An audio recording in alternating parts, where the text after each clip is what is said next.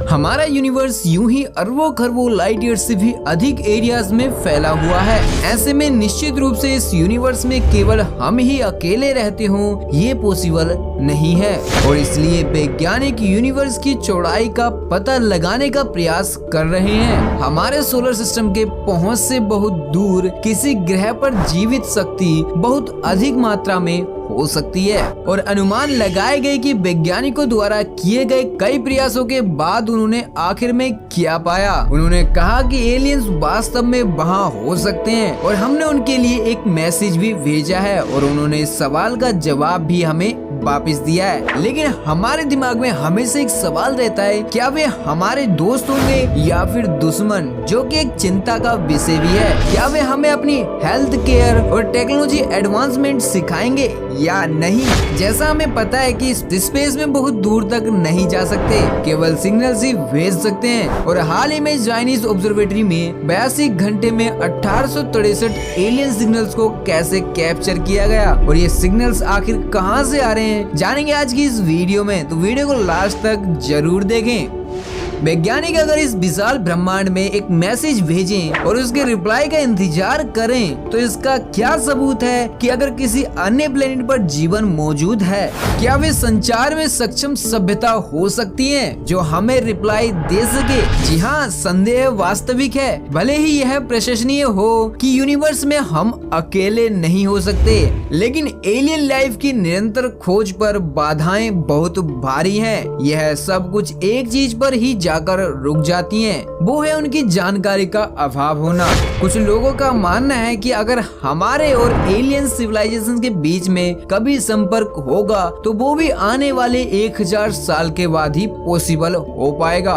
उसमें भी हम कुछ नहीं कह सकते कि वे हमारे पास आएंगे या फिर हम उनके पास जाएंगे। यदि ब्रेक थ्रू इंटरस्टेलर यात्रा में हमें सफलता मिलती है, तो हम शायद उनके ग्रह पर एलियंस के रूप में जा सकते हैं। और अब हम इस सवाल से भी पीछे नहीं हट सकते कि क्या पृथ्वी से परे जीवन है, और शायद हम किसी दिन इस सवाल को सोल्व भी कर दें। अब से पहले संचार की अवधारणा पर बहुत बहस होती थी कि हमारे पास पर्याप्त संदेश भेजने के लिए राइट टेक्नोलॉजी की कमी थी, और काफी सारी बाउंड्रीज भी हमारे पास थी।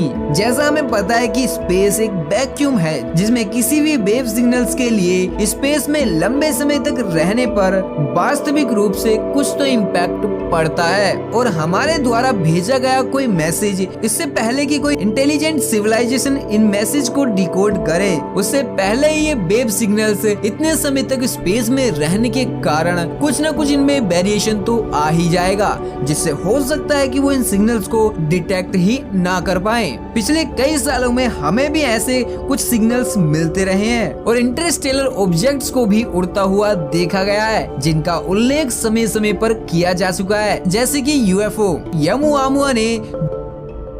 और यह एक अलौकिक लाइट सेल हो सकता है। एक लाइट सेल कोर सोलर सेल के रूप में भी जाना जाता है। यह एक ऐसा मेथड है जिसमें स्पेसक्राफ्ट बड़े रिफ्लेक्टर स्ट्रक्चर्स के माध्यम से सूर्य के प्रकाश द्वारा उत्पन्न रेडिएशन प्रेशर का उपयोग करके खुद को आगे की ओर बढ़ाता है। मनुष्य ने अतीत में सोलर प्रोपल्शन एंड सबमिनेशन का परीक्षण किया, इसलिए इसकी प्रभावशीलता की पुष्टि की गई, क्योंकि यह समझ में आता है कि लाइट सेल सीन एक स्पेसक्राफ्ट से संबंधित हो सकता है। अब तक के ब्रेक थ्रू सुनो प्रोजेक्ट्स में 1000 से अधिक सोलर सिस्टम की जांच की गई, जो कि पृथ्वी के ऑर्बिटल से कम 100 लाइट ईयर्स की दूरी पर मौजूद है। प्रमुख शोधकर्ता डॉक्टर मिनिक ने कहा कि इस परियोजना की नजर अकेले मिल्की वे में 300 बिलियन स्टार्स को स्कैन किया, जबकि यूनिवर्स में हमारी तरह की सभ्यता के क्विंटल में पनपने की उम्मीद है। वे हमसे इतनी दूर हैं कि हम वहाँ के बारे में कुछ सुन नहीं सकते और ना ही कुछ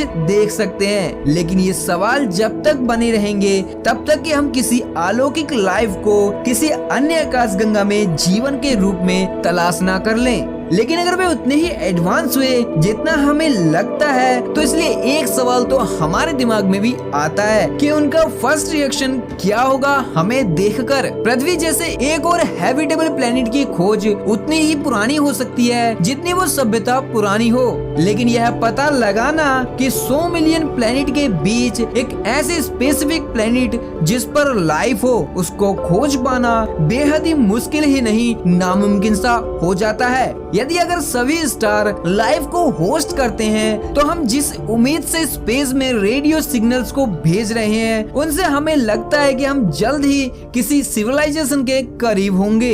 लेकिन ये उन पर डिपेंड्स करता है कि क्या वे लोग हमारे तरह उन सिग्नल्स को डिकोड कर पाएंगे या फिर नहीं, क्योंकि आज हम भी डीप स्पेस से आने वाली सिग्नल्स को डिकोड नहीं कर पा रहे हैं। हो सकता है कि यूनिवर्स में दूर बसी कोई सभ्यता हमें ढूंढ रही हो, जैसे हम ढूंढ रहे हैं, और डीप स्पेस में घूम रहे हमारे स्पेस प्रोब्स शायद उनसे कभी न कभी तो टकरा जाएं। जैसे वायेजर 1 एंड वायेजर 2 प्रोब्स भविष्य में हमारे ऑर्बिटल स्पेस से बाहर निकलेंगे। अन्य mission Pioneer 10 and 11 spacecraft, new Horizons आदि से हमसे पहले ही कोई दूसरी सभ्यता बात कर ले। लेकिन जैसा हम सोच रहे हैं वैसा होना इतना आसान नहीं होगा। इसलिए 1974 में ही डीप स्पेस में एक मैसेज भेजा गया था। इसका मुख्य उद्देश्य था M13 नामक के गोलाकार क्लस्टर तक पहुंचना। वैज्ञानिकों ने यह अनुमान लगाया कि यह मैसेज लगभग आने वाले 25,000 वर्षों में M31 तक पहुंच पाएगा। अब तक इस मैसेज को भेजे हुए लगभग 50 साल बीत चुके हैं, जो कि हमारे सोलर सिस्टम से ही बेमुश्किल बाहर निकल पाए हैं। ये मैसेज अब इतनी अधिक दूरी होने के कारण इस मैसेज में डीप स्पेस वैक्यूम के डिस्टोर्शन के कारण काफी सारे चेंजेस भी आ सकते हैं, और शायद ये जब तक M13 तक पहुंचेंगे तो हमारी दुनिया कितनी बदल चुकी होगी। और ये भी हो सकता है कि क्लस्टर उस समय तक अपने केंद्र से थोड़ा हट जाए। लेकिन खुशी की बात ये है कि ये क्लस्टर बहुत ही धीमी गति से एक साइड में हट रहा है, यानी ये संदेश पहुंच सकते हैं। 1977 में RCV सिग्नल्स भेजे जाने के 3 साल बाद ही एक वापसी सिग्नल की उम्मीद की थी। अमेरिका में ओहियो यूनिवर्सिटी के बिग ईयर रेडियो टेलीस्कोप ने एक बड़े पैमाने पर रेडियो सिग्नल्स का पता लगाया, जो कि कहीं से बहुत कम तीव्रता से आ रहे थे, जो कि अलौकिक बुद्धि की खोज के लिए एक ठोस प्रयासों की ओर संकेत कर रहे थे। और ये जहां से सिग्नल्स आ रहे थे वो सेजिटेरियस कंस्टेलेशंस के समान लग रहा था। इन सिग्नल्स को हमने लगातार 72 सेकंड तक यूं ही डिटेक्ट किया था, पर उसके बाद ये सिग्नल्स अचानक ही कहीं से गायब हो गए। और रिसर्चर्स के बेहद मेहनत के बाद भी बिग ईयर टेलीस्कोप भी इन सिग्नल्स को डिटेक्ट नहीं कर पाया दोबारा से। बाद में इन सिग्नल्स के बारे में काफी सारे बयान सामने आए, लेकिन किसी का भी स्पष्टीकरण नहीं हो सका। आज भी 45 साल बाद भी इन सिग्नल्स को दोबारा ना ही खोजा गया है और ना ही डिटेक्ट किया गया है। अब हमारे बीच एक समस्या और आ रही है कि किसी दूसरी सिविलाइजेशन द्वारा भेजा गया मैसेज समझने में उतना ही मुश्किल हो सकता है जितना कि किसी अनपढ़ इंसान को कंप्यूटर सिखाना। ये आय कॉम्प्लेक्स मैसेज को डिकोड करने में हमें कुछ महीने भी लग सकते हैं, और ऐसा भी हो सकता है कि इन मैसेज को हम कभी समझ ही ना पाए।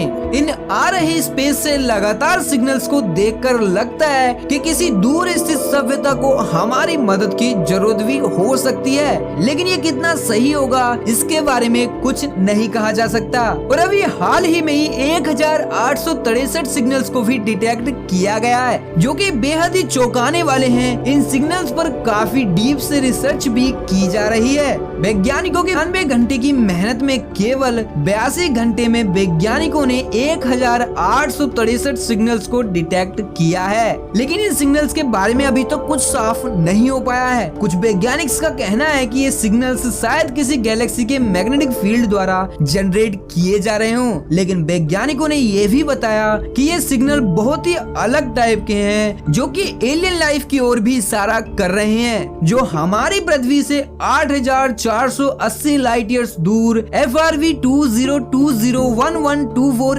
A गैलेक्सी से आ रहे हैं, जिसको चाइना के थियानन टेलीस्कोप ने कैप्चर किया है, यानी कि आई ऑफ स्काई टेलीस्कोप ने इसको कैप्चर किया है। लेकिन इसमें कितनी सच्चाई है ये तो आने वाले समय में ही पता चलेगा, क्योंकि चाइना आए दिन ऐसे कुछ न कुछ अजीबोगरीब काम करते रहता है। इन सिग्नल्स को अमेरिकन साइंटिस्ट और चाइनीज साइंटिस्ट दोनों ही मिलकर डिकोड करने की कोशिश कर रहे हैं। तो हो सकता है कि हमें इन सिग्नल्स के बारे में बहुत जल्द कुछ नया पता चल सके कि आखिर इन सिग्नल्स के पीछे क्या कोई इंटेलिजेंट सिविलाइजेशन है या फिर कोई नेचुरल इवेंट।